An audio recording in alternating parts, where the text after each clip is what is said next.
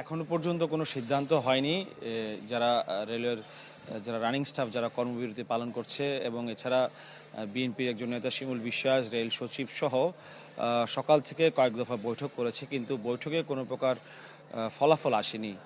বৈঠক শেষ করে ইতিমধ্যেই রেল সচিব সহ যারা শ্রমিক নেতা রয়েছেন তারা কিন্তু ইতিমধ্যে কমলাপুর রেল স্টেশন থেকে চলে গেছে।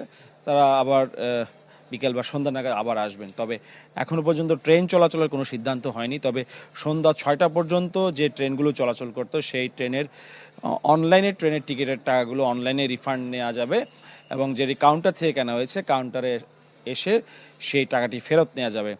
আর যাত্রা বাতিল হওয়াতে কিন্তু প্রায় 70টির মতো আন্তনগর ট্রেন, লোকাল ট্রেন এই সকাল থেকে এখন পর্যন্ত চলাচল করার কথা, সেটি কিন্তু এখনও কোনো প্রকার ট্রেন কমলাপুর থেকে চলাচল করেনি। এছাড়াও প্রায় 18 থেকে 20 হাজার যাত্রী প্রতিনিয়ত যাতায়াত করে থাকে, তাদেরও কিন্তু আজ পদচারণা নেই বললেই চলে। মোটামুটি সাশ্রয় নিরাপদ বাহন ট্রেনের যাত্রা কিন্তু আজ সারা দেশে বন্ধ রয়েছে।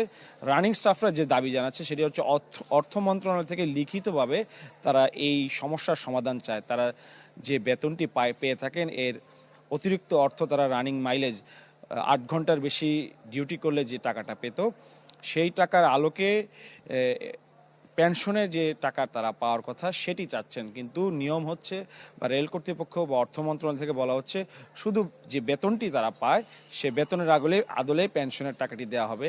2022 সালের পর এই নতুন নিয়ম করা হয়েছে চুক্তিতে, সেটি তারা বাতিল চাচ্ছে এবং 2022 সালের আগে যাদের নিয়োগ দেওয়া হয়েছে তারাও কিন্তু বলছেন যে তাদেরকে সব ধরনের সুযোগ সুবিধা, পেনশনের টাকা, রানিং মাইলেজের টাকা, বেতনের টাকা সব কিছু দেওয়া হবে, সেটির কোনো লিখিত বক্তব্য নেই।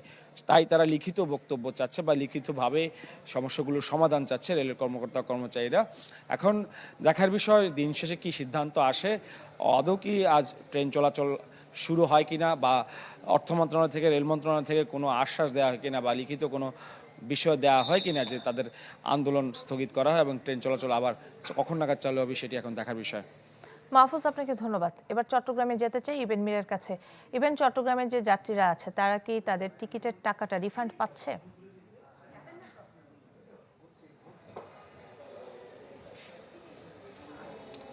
যাত্রীরা আমরা সকালবেলায় যে কিছু সংখ্যক যাত্রী এসেছে দেখেছি, তবে দুপুরের পর থেকে কিন্তু আসলে সেভাবে যাত্রীরা আর আসেওনি। যারা এসেছে কয়েকজন তারা টিকিট দিয়ে তাদের যে টাকা সেটি আসলে ফেরত নিয়ে চলে গেছেন।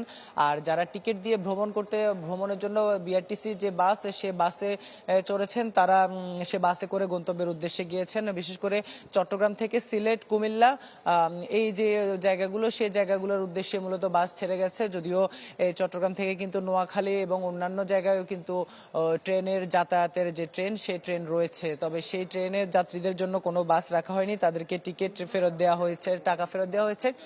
আর আসলে দেখতে পাচ্ছেন এখনো কিন্তু পুরো প্ল্যাটফর্মে কিন্তু একেবারে শুনশান নীরবতা। প্রত্যেকটি ট্রেন কিন্তু আসলে যেভাবে এসেছে ঠিক সেভাবে দাঁড়িয়ে আছে।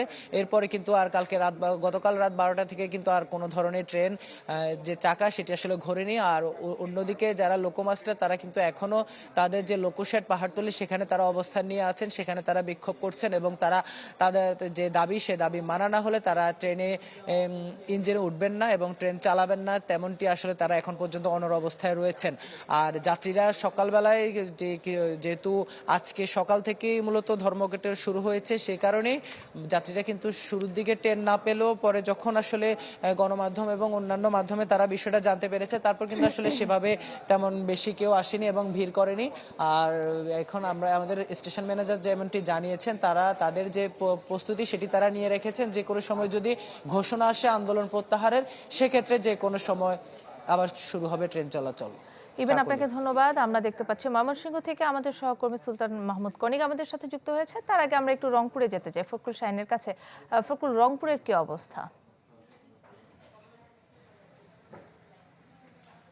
কাকুলি, আপনাকে প্রথমে জানিয়ে দিই সেটি হচ্ছে যে এটি রংপুর রেলওয়ে স্টেশন, যেটি সবসময় আসলে মুখরিত থাকতো যাত্রীদের পদচারণায়। আজকে আমরা দেখতে পাচ্ছি যে এটি শুনশান নীরবতায় পরিণত হয়েছে এবং আপনাকে জানিয়ে দিই সেটি রংপুর থেকে যে ইলেকট্রা রেফ্রিজারেটর, খাবার তাজা তো জীবন তাজা।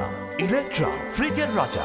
তোটি ট্রেন অর্থাৎ 7 জোড়া ট্রেন প্রতিদিন যাতায়াত করে, আজকে কিন্তু সবগুলোই বন্ধ রয়েছে এবং রংপুরের ভিতরে যে ট্রেনগুলো চলাচল করত বিভিন্ন জেলায়, রংপুর থেকে দিনাজপুর, কুড়িগ্রাম, লালমনিরহাট এবং বিভিন্ন জেলায় যেত সেই ট্রেনগুলোও বন্ধ রয়েছে এবং দূরপাল্লার যে ট্রেনগুলো সেগুলোও কিন্তু বন্ধ রয়েছে। এবং আপনাকে জানিয়ে দিই সেটি হচ্ছে যে এখানে কিন্তু আমরা দেখতে পাচ্ছি অনেক যাত্রী আসলে তথ্য না জেনে ভুল করে রেলওয়ে স্টেশনে এসেছেন, তারা এসে অপেক্ষা করছেন। এখানে যারা আছেন তাদেরকে জিজ্ঞেস করছেন, কিন্তু তারা কোনো টিকিট পাচ্ছেন না, তারা বসে আছেন। হয়তো অনেকে আশা করছেন যে হয়তো বা সন্ধ্যার সময় টিকিট পাওয়া যাবে, এই জন্য বসে আছেন। এবং আরেকটি বিষয় সেটি হচ্ছে যে যারা এর আগে টিকিট কেটেছেন তারা কিন্তু টিকিট এখানে টাকা ফেরত নেওয়ার জন্য আসছেন এবং অনেকের সঙ্গে আমরা কথা বলেছি, তারা বলছেন যে তারা ঠিকভাবেই টাকা ফেরত পাচ্ছেন। তবে রংপুর এক্সপ্রেস যে ট্রেনটি যেটি আজকে ছেড়ে যাওয়ার কথা, তার যে যাত্রীরা আছেন এই রংপুর এক্সপ্রেসের, সেই যাত্রীরা এখনো টাকা পাচ্ছেন না। আমরা কর্মকর্তাদের সঙ্গে কথা বলেছি, তারা আমাদেরকে জানিয়েছেন যে সন্ধ্যার পরে যদি কোনো সিদ্ধান্ত না আসে যে ট্রেন চলাচলের, তাহলে তারা রংপুর এক্সপ্রেসের যে টিকিটের অর্থ সেটি ফেরত দেবেন। সেজন্য তাদেরকে অপেক্ষা করতে হবে। এবং আরেকটি বিষয় সেটি হচ্ছে যে আমরা রংপুরে যতগুলো রেলওয়ে স্টেশন আছে খোঁজ নিয়েছি, কোনোখানে কিন্তু বিশৃঙ্খলার ঘটনা ঘটেনি। যদিও দেশের বিভিন্ন জায়গায় আমরা বিশৃঙ্খলার খবর পেয়েছি রেলওয়ে স্টেশনগুলোতে, কিন্তু রংপুরে আসলে কোনো ধরনের বিশৃঙ্খলা হয়নি। তবে যাত্রীরা এখানে ভোগান্তির শিকার হয়েছে এটি আমরা দেখতে পেরেছি। তো এই ছিল এখানকার সর্বশেষ। কাকলি। ফখরুল, আপনাকে ধন্যবাদ।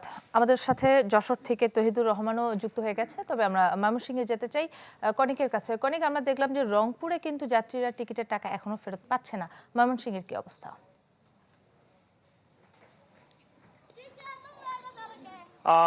কাকলি, সারা দেশেই মূলত আজকে এই সমস্যাটাই পড়েছেন যারা রেলপথে আজকে চলাচল করতে চাচ্ছিলেন। তো সকালবেলা এই ময়মনসিংহ রেলওয়ে স্টেশনে একটি অনাকাঙ্ক্ষিত ঘটনাও ঘটেছে।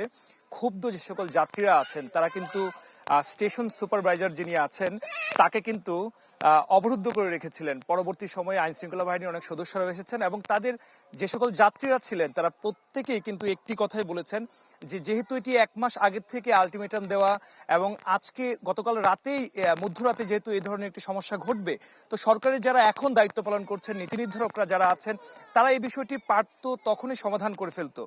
এবং যদি ট্রেন চলাচল বন্ধই থাকবে তাহলে কেন তাদের কাছ থেকে টিকিটের টাকা নেওয়া হলো এবং আজকের দিনে কেন তাদেরকে টিকিট দেওয়া হলো, সেজন্য তারা টিকিটের টাকা চেয়ে কিন্তু তারা এখানে বিক্ষোভ করেছেন এবং অনেকেই তারা টিকিটের টাকা পাবেন এই ধরনের প্রতিশ্রুতিও কিন্তু দিয়েছে যিনি স্টেশন সুপারিনটেন্ডেন্ট ছিলেন তখন দায়িত্বরত। তবে যাত্রীদের যে ক্ষোভের বহিঃপ্রকাশ, সেই বহিঃপ্রকাশ আমরা দেখেছি এবং যাত্রীরা একটি কথা বারবার বলছেন যে ট্রেনের যারা রানিং স্টাফরা আছেন তারা তাদের যৌক্তিক দাবি আদায়ে তারা আন্দোলন করতে পারে, কিন্তু সবসময় যাত্রীদেরকে জিম্মি করে এই যে এভাবে দাবি আদায়ের যে প্রথা চলে আসছে বিভিন্ন ক্ষেত্রে বিভিন্ন সময়, এটির আসলে বন্ধ করা দরকার। এবং 2021 সালে অর্থ মন্ত্রণালয় যে এই সুবিধা তাদেরকে বন্ধ করে দিয়েছিল সেটি পুনর্বিবেচনা করার জন্য নিশ্চয়ই কথা বলার সুযোগ আছে, কিন্তু এভাবে যাত্রীদের জিম্মি করে যেন নয়। কাকলি।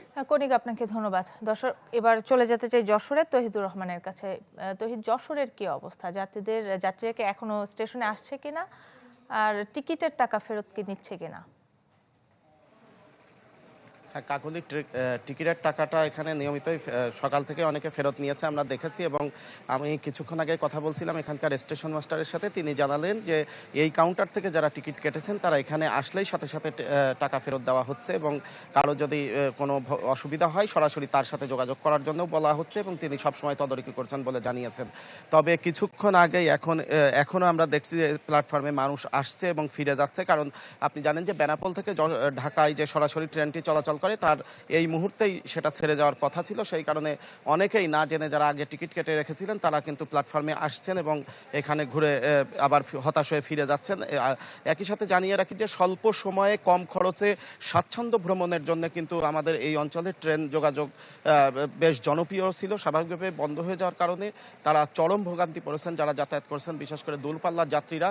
কারণ বাসও কিন্তু ভোগান্তির মধ্যে পড়ছে, কারণ অতিরিক্ত ট্রিপ তারা দিতে পারছে না। পরিবহন মালিকদের সাথে আমরা কথা বলেছি, তারা যেটা বলছেন যে সারা দেশেই যেহেতু ট্রেন চলাচল বন্ধ সেই কারণে অতিরিক্ত ট্রিপও তারা দিতে পারছেন না। পাশাপাশি যশোর থেকে বিমান যোগাযোগের ব্যবস্থা থাকলেও আপনি জানেন যে যশোর ঢাকার যে বিমান যোগাযোগ মাত্র 2টি ফ্লাইটে নামিয়ে এনেছে এবং সেটা রেল যোগাযোগ উন্নত হওয়ার জন্যই, এবং সেই বিমানের ভাড়াও কিন্তু প্রায় এখন 3 থেকে 5 গুণ বেড়েছে। স্বাভাবিকভাবে মানুষ নির্ভরই করছিল স্বাচ্ছন্দ্য ভ্রমণের জন্য রেলওয়ের উপরে, সেটাতে তারা চরম ভোগান্তিতে পড়েছেন এবং তারা বলছেন যে অতি দ্রুত এই পরিস্থিতি উত্তরণের জন্য সরকারের আন্তরিক হওয়া দরকার। তৌহিদ, আপনাকে ধন্যবাদ। দর্শক, সারা দেশের রেল স্টেশনের অচল অবস্থার খবর জানাতে দেশের বিভিন্ন প্রান্ত থেকে আমাদের সাথে যুক্ত হয়েছিলেন আমাদের সহকর্মীরা।